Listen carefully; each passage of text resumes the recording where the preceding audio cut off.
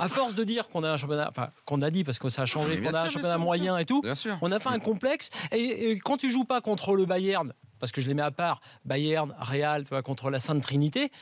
Tu te dis, bah tu peux, même contre le Barça, il y avait un coup à faire. La preuve, au match aller. Ce que je veux dire, juste pour dire que ce petit complexe d'infériorité, quand tu vois qu'on a deux grosses équipes, je mets le PSG dedans, qui a quand même mis 4-0 au Barça et qui a coulé pour des raisons psychologiques, on va dire, au retour. Tu as les moyens, effectivement, d'en arriver là. Après qu'il y a un énorme travail de Jardim, de la confiance, effectivement, tu as raison. Il y a pas... Tu as raison sur le complexe d'infériorité. Moi, je l'assume. Pourquoi je l'assume ? Parce que d'abord, il y a les fameux chiffres qu'a donné Gilbert tout à l'heure.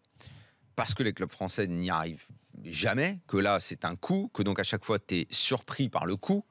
Que donc, tu es un peu épaté. Mais tu te rappelles Arsenal avec Monaco oui, et tout, mais bon, c'est tellement rare. C'est il n'y a pas longtemps. C'est quand même rare. C'est comme si tu prends 9 tartes dans la gueule et le 10e, tu as la main qui est comme ça. Tu dis, tu vas la reprendre ou pas mais...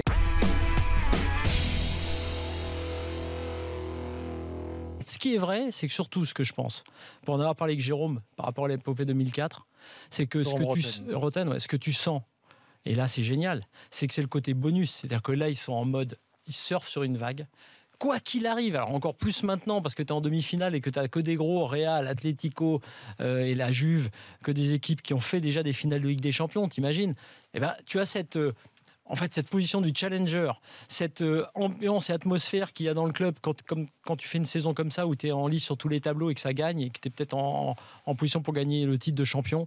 C'est des moments incroyables que les mecs savourent. Tu vois le banc de touche, tu vois Valère Germain. Est-ce que c'est pas l'exemple numéro 1 ?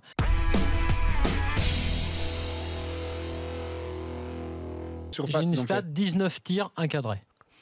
L'important dans la surface, je me posais la question. Non, mais ça encore, cette stat, arrêtez. Je vais encore vous dire que c'est de la merde et que ça ne sert à rien, l'histoire de tir cadré. En situation chaude et en moment chaud, le Barça n'a pas fait énormément et je pense que la Juve a parfaitement géré son match. Tout à fait. Mais il n'empêche que le Barça a quand même, à un moment, bien dominé, a été...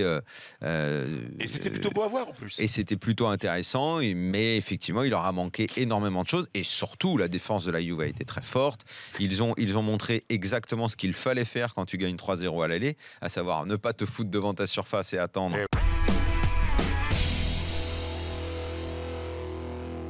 Il y a des choses qu'on ne voyait pas à une époque, entre guillemets, d'une équipe qui dominait plus son sujet, tu vois. À partir de Luis Enrique, la nervosité, j'ai le vieux. C'est-à-dire, c'était lui les premiers qui transmettaient ça à ses, comment dire, généraux. Parce que sur le terrain, quand tu vois, il y a un général qui est piqué, l'autre qui est...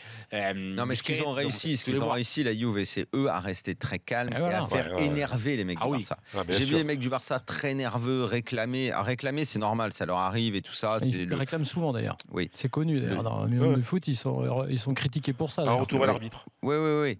Mais là, ils le faisaient trop et puis il y avait beaucoup de nervosité parce qu'ils ne trouvaient pas les failles.